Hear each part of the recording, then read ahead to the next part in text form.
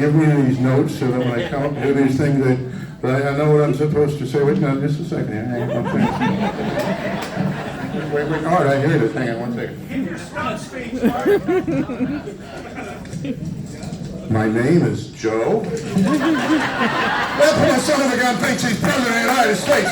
All right, how many of us think we've got a right to be free? Yeah! How many of us think we've got a right to defend ourselves? Yeah! How many of us recognize that those rights are granted to us by God as men and women made in the image of the Lord? Yeah! How many of us recognize how very close we are now to losing all of that to a government that has no respect for our Constitution, no respect for the rights of man, no respect for God, and no respect for any of us?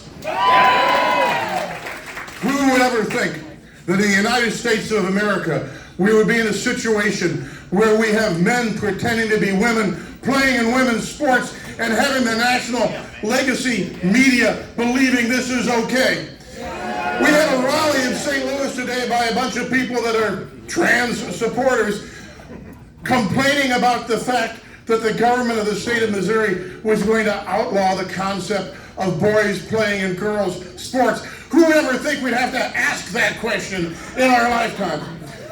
And I'm going to be very brief because, I'm not up here, I'm not running for a damn thing anymore. But who would ever suspect that we would be in a country that has a First Amendment to the Constitution where the President of the United States, who on January the 20th put up his hand and swore to uphold the Constitution and the laws of the United States, would announce a disinformation governance board in the United States of America?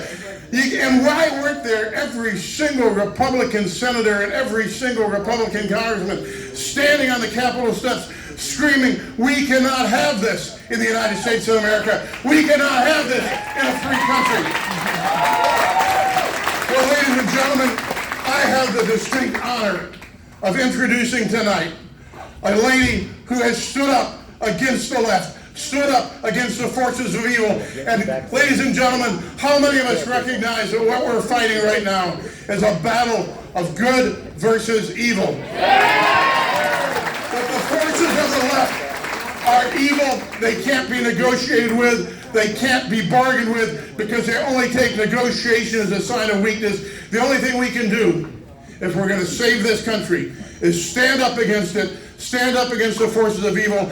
And it doesn't make a difference whether they've got a D behind their name or an R, because if they don't support the Constitution, if they don't believe in God, if they don't believe in our God-given rights, then they've got no business telling us a damn thing to do. So we've got a congresswoman here tonight in a country where it's now against the law to tell the truth. We've got a congresswoman here who's willing to stand up and fight for the January 6th political prisoners.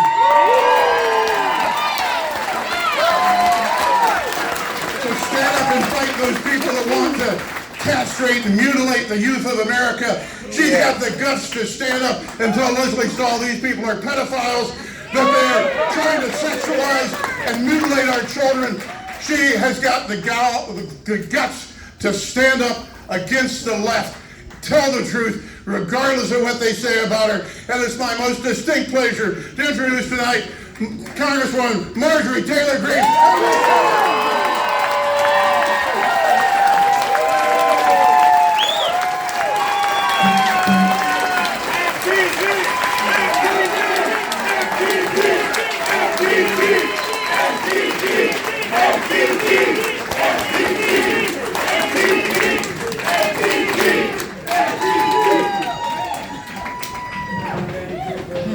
So I was on my way here flying on the airplane and I was reading the Kansas City Star.